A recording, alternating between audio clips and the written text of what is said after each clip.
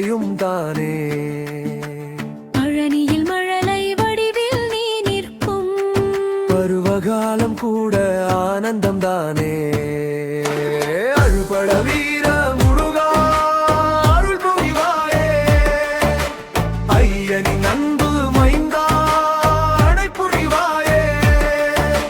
வேலவா வேறில்லை ஏனறிவாய், சரவண பாவா சகலமும் நீ தருவாய்.